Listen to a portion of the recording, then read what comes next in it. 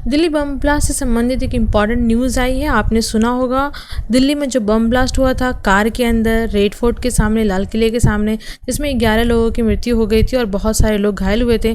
उसमें सीधा संबंध जो है वो अलकायदा से अब सामने आ गया है। हालांकि भारत को ये शक था, जांच एजेंसियों को ये शक था, लेकिन अब इसमें मुहर लग चुकी है क्योंकि यूनाइटेड नेशन की जो सिक्योरिटी काउंसिल है यानी कि UNSC जो है वो डिक्लेयर कर चुका है कि रेड फोर्ट पे जो डेडली कार बॉम्बिंग हुआ था जिसमें 11 लोग की मौत हुई थी वो अलकायदा से संबंधित है। देखो अलकायदा की एक ब्रांच है दैट इज़ AQIS।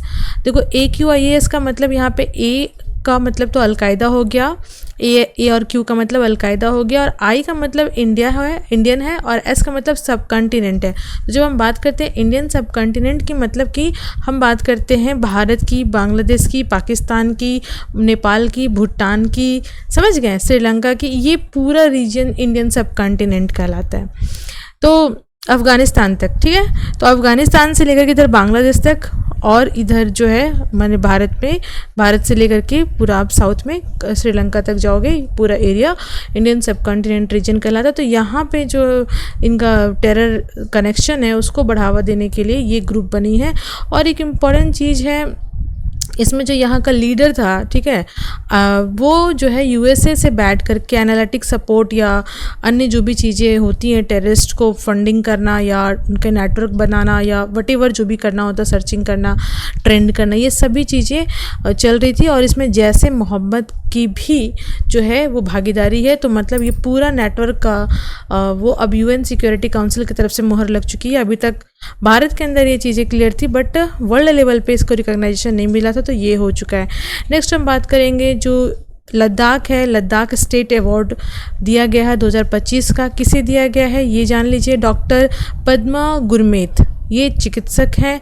किस पद्धति के लिए इनको मिला है, तो जो है आपको याद रखना है सवा रिगपा। तो सवा रिगपा जो टर्म है वो टर्म जो है तिब्बतियन टर्म है जिसका मतलब होता है हीलिंग करना, मतलब मेडिसिन से या चिकित्सा का जो मेथड है एक तरह से हीलिंग करने वाला, वो है सवा रिगपा, ठीक है।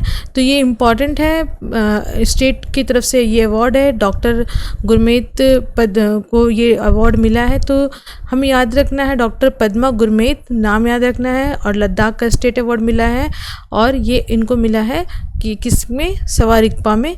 तो सवा रिगपा एक जो है ट्रीटमेंट की पद्धति है, और ये जो है आपकी तिब्बत के का जो टर्म है तिब्बत में ये यूज़ होता है, और ना केवल तिब्बत में बल्कि भारत के जो नॉर्थ ईस्ट वाले रीजन हैं या जो हमारा हिमालयन रीजन से स्टेट्स है वहाँ भी यही टर्म यूज़ होता है।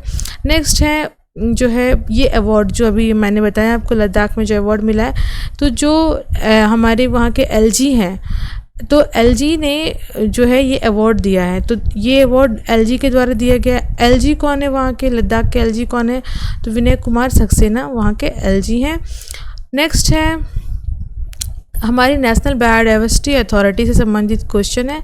इसमें बताया गया है कि क्वेश्चन समझ लीजिए पहले, NBA that is a national biodiversity authority जो है वो 15 करोड़ रुपये जो है ABS मतलब एक्सेस एंड बेनिफिट शेयरिंग, ये एक प्रोसेस होता है, तो उसके तहत जेनेटिक रिसोर्सेज में सर्च करने के लिए दिया गया है।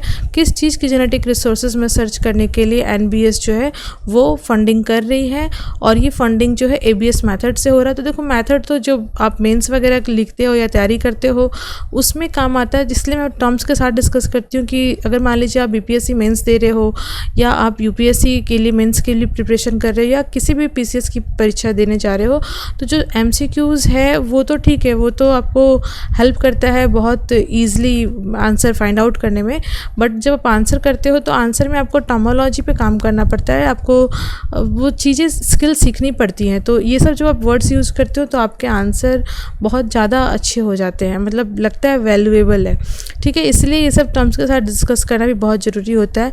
तो अब ये समझिए कि ये जो है ये किसके लिए हो रहा है, ये मस्टर्ड जेनेटिक रिसोर्सेज के लिए हो रहा है। सरसों की जो जेनेटिक अनुवांशिक जो रिसर्च है उस पर वर्क करने के लिए NBA कर रही है ये फंडिंग। देखो इम्पॉर्टेंट चीज़ है NBA जो है एपेक्स बॉडी है भारत के अंदर बायोडाइवर्सिटी एरिया में रिसर्च करने के लिए नेशनल लेवल पे काम करती है। NBA का गठन जो है वो बिल पास करके हुआ था। एक जो है ये बॉडी बनी थी 2002 में, NBA बिल पास करके बना था, लेकिन जब बॉडी इस्टेब्लिश्ड हुई तो 2003 में इस्टेब्लिश्ड हुई है।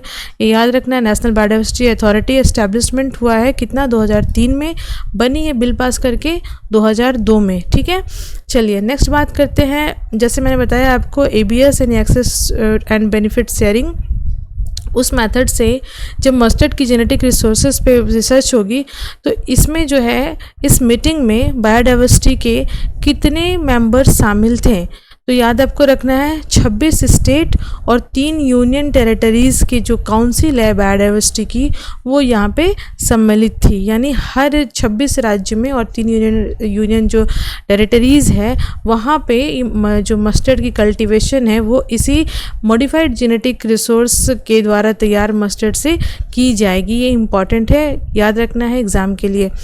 सृजन की बात करते हैं, सृजन वॉइस फ्रॉम लूम, ये किससे संबंधित है? देखो ये जो है हैंडलूम एंड वेविंग यानी हथकरघा एवं बुनाई से जो है हथकरघा और बुनाई से संबंधित है। आपको अभी याद रखना है नेशनल हैंडलूम डे 7 अगस्त को हुआ था, और अभी ये जो है सृजन वॉइस फ्रॉम दी लूम जो है वो भी आपके हैंडलूम एंड वीविंग से संबंधित है।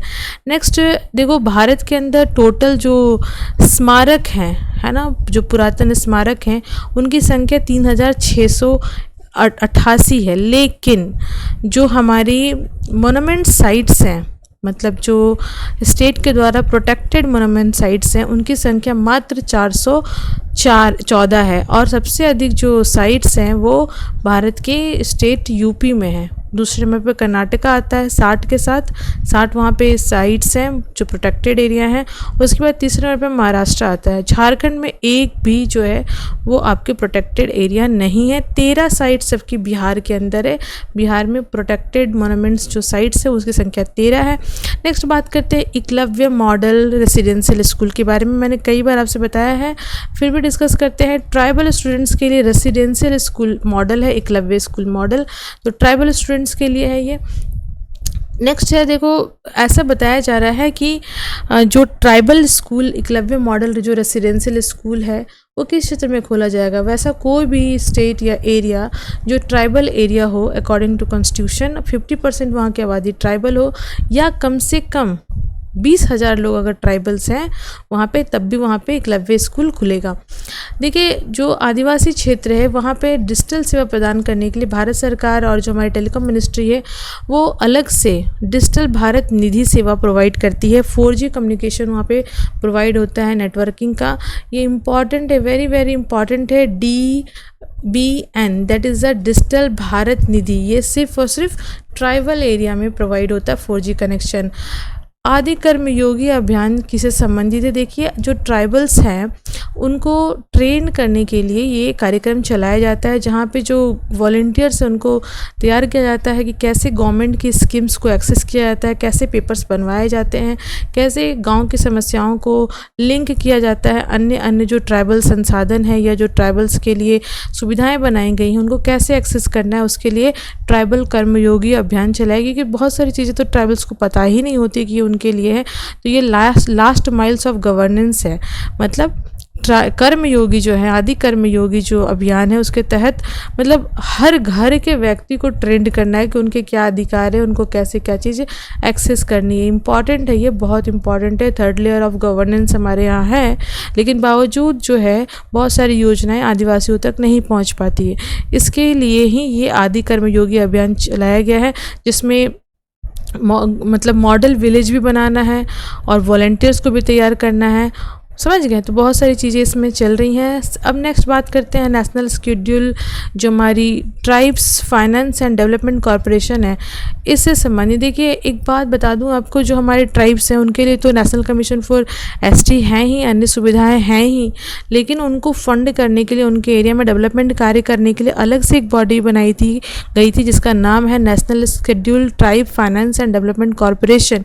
वेरी इंपॉर्टेंट, ये बनी है आपके 2000 2001 से सेटअप है। Section 8 company act 2013, company act हालांकि 2013 जो है पहले 2056 हुआ करती थी, वो चेंज हो करके 2013 है। तो अब देखो 13 ही याद रखना है आप लोग को, पहले वाला तो जो हो चुका है वो तो हो चुका है। तो ये जो बॉडी है शेड्यूल ट्राइब, जो हमारे ट्राइबल्स हैं उनको फंड करने के लिए, फाइनेंशियली उनको असिस्टेंट प्रोवाइड करने के लिए बॉडी 2001 से बनी हुई है, कंपनी एक्ट के तहत रजिस्टर्ड है। मॉनसून सेशन 13 तारीख को समाप्त हो गया। कितने दिन का कार्यकाल था? 19 दिन का था, और ऐसे तो 25 दिन का था लेकिन कार्यकाल 19 दिन ही हुआ, 19 दिन ही बैठक हो पाई, लेकिन कोई बैठक का सही कंक्लूजन नहीं निकला। बट इसी बीच में 12 बिल पास किए गए हैं, जिसे हम अलग से डिस्कस करेंगे। चलिए अब बात करते हैं नेक्स्ट क्वेश्चन के। राजस्थान के कैबिनेट में जो यूसीसी है यानी यूनिफॉर्म सिविल कोड 2026 बिल जो है उसका मसौदा तैयार हो चुका है। बिल पास अभी नहीं हुआ है, तो ये इम्पॉर्टेंट है, याद रखना है। और ये जो है आपके सभी चीज़ों को कवर करता है, मैरिज, डिवोर्स, ठीक है, इनहेरिटेंस के बारे में यानी जो विरासत की प्रॉपर्टी होती है, maintenance and live in relations, तो जितनी भी चीज़ें होती हैं वो सभी जो है यूनिफॉर्म सिविल कोड के अंदर आते हैं। नेक्स्ट है राजस्थान के अंदर ट्री प्रोटेक्शन बिल भी पास किया गया है, और इसमें जो है 29 ऐसे पेड़ की प्रजातियां हैं जिनको संरक्षित श्रेणी में रखा गया है, इम्पॉर्टेंट है, याद रखना है। और आमसर या AMASAR जो टर्म है ये आपको याद रखना है। ये किससे संबंधित है? एक्चुअली ये ASI से संबंधित है ना। ASI जो होती है वो ही जो है आर्कोलॉजिकल सर्वे ऑफ इंडिया, ये इसी नेटवर्क के तहत जो है चीज़ों को फाइंड आउट करती हैं और उनको प्रोटेक्टेड साइट में डालती हैं। नेक्स्ट हम थोड़े से हाइलाइट्स की बात कर लेते हैं।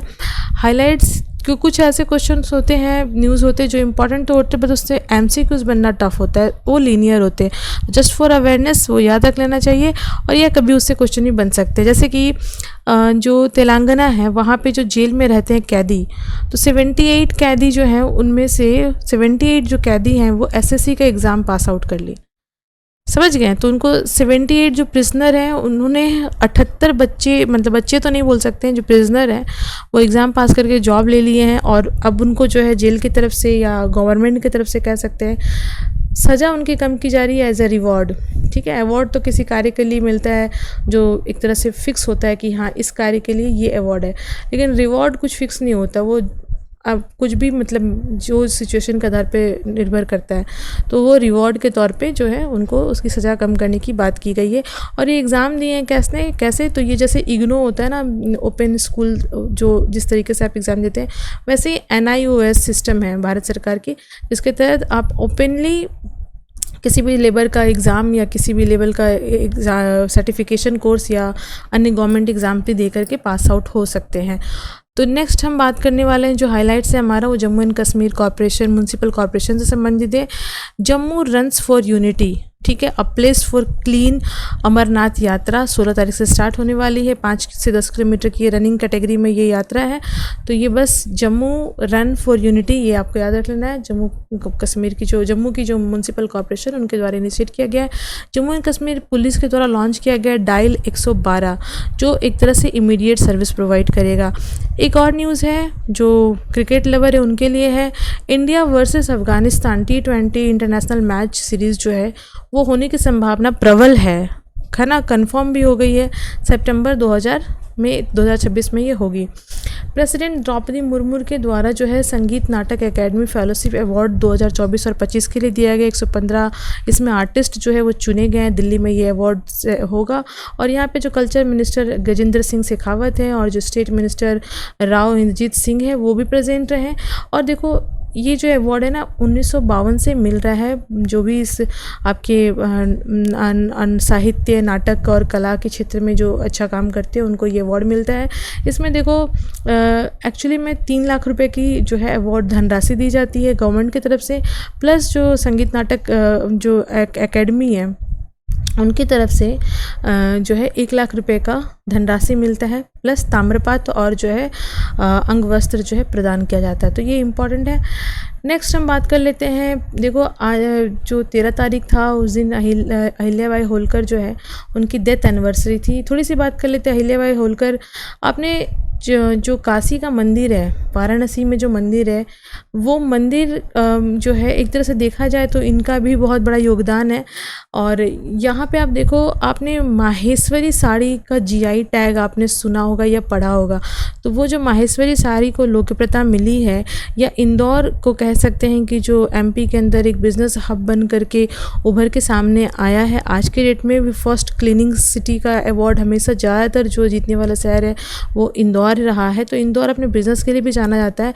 तो इंदौर को ये इतना बड़ा हब बनाने में भी अहिल्याबाई होलकर का हाथ रहा है। काशी में मंदिर बनाने में अहिल्याबाई होलकर का हाथ रहा है। माहेश्वरी साड़ी को फेमस पहुंचाने में और जीआई टैग दिलवाने में, जीआई टैग तो अभी वर्तमान में दिया गया बट फेमस कराने में इनका हाथ रहा है। थोड़ी सी इनकी बात कर लेते बैकग्राउंड के बारे में। देखो, इनका जन्म तो ऐसे 31 मई 1725 में हुआ था और ये महाराष्ट्र में इनका जन्म हुआ था, अहमदनगर में।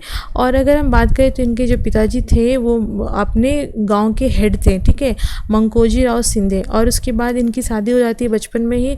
तो इनकी शादी जो होती है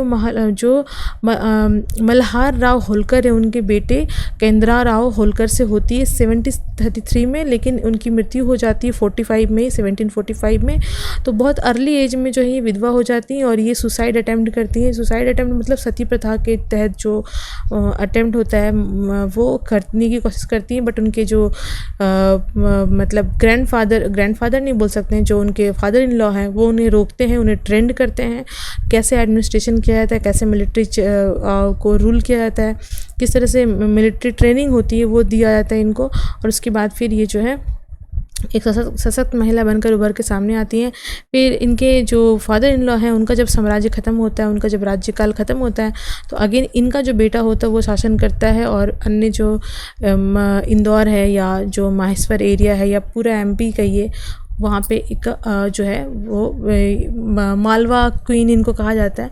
तो पूरा मालवा को ये संगठित और सुदृढ़ करने का कार्य इनका होता है। तो बहुत अद्वितीय इनका स्थान रहा है हिस्ट्री के अंदर।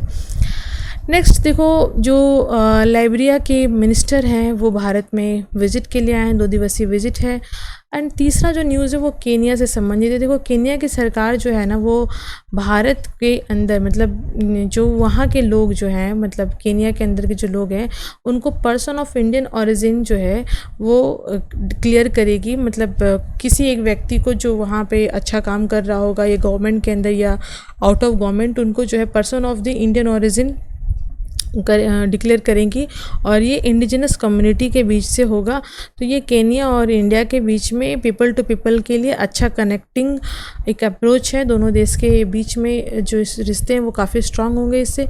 तो ये इम्पॉर्टेंट है। एक क्वेश्चन बन सकता है कि कौन सा देश जो है वो इंडियन ओरिजिन जो है वो अपने देश के अंदर ऐसा गवर्नमेंट ने ऐसा नियम बना दिया है कि इंडियन ओरिजिन जो है इंडियन इंडिजिनस कम्युनिटी से चूज़ किया जाएगा, ठीक है। तो ये इम्पॉर्टेंट है। ये क्वेश्चन का आंसर आपको करना है कमेंट में। और थैंक्स फॉर वॉचिंग।